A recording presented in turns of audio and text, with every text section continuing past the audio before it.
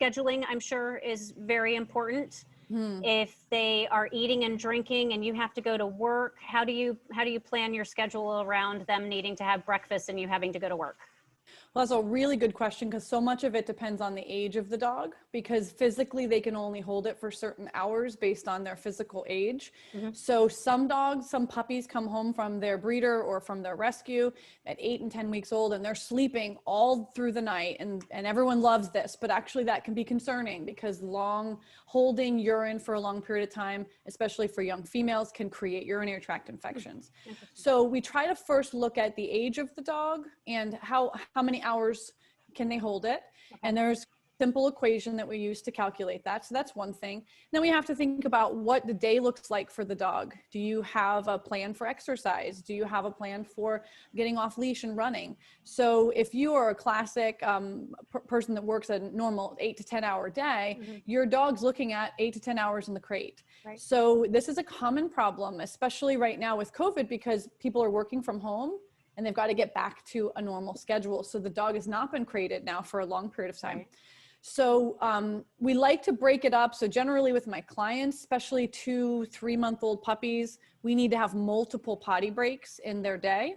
Mm-hmm. So you want to schedule your crating in a way that the dog has been fed and watered and eliminated before they're asked to hold it for long periods of time. And then you want to give them a break sort of halfway through the time they have to hold it. Okay. And then again, when they come home, or when you come home and let them out, immediately let them release their bladder and go to the bathroom. And puppies can go to the bathroom. They can have a defecation 2 to 5 times a day based on how much they're eating and what's in their food. Some mm-hmm. food produces more mass when they're passing it. Same with drinking. Is that some diets make a dog much more thirsty. So understanding what your dog is eating and drinking, what time in which they take that in, mm-hmm. and making sure they have enough time to release that before you crate them is really helpful and important.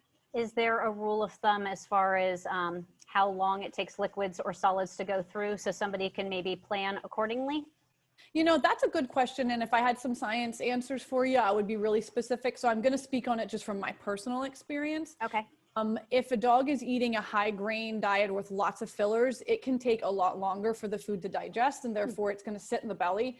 And what I notice is that dogs that eat these high fillers, they almost have to go to the bathroom immediately after they eat. So it appears as though the body's taking it in and then dumping it out as quickly because it only has so much space to hold this waste. Sure. Whereas foods that are more bioavailable and that the dog can draw upon, they're not passing as much a large of a mass, so you see less defecation. Same thing goes for urine.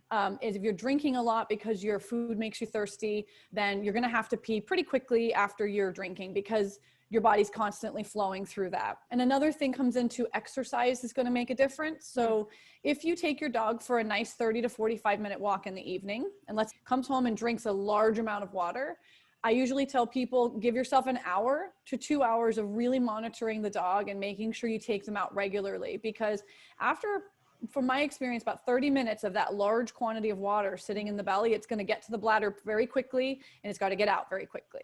And then also the dog's mental state, if they're very frantic and running all over the place, a young puppy is going to be constantly having to go potty.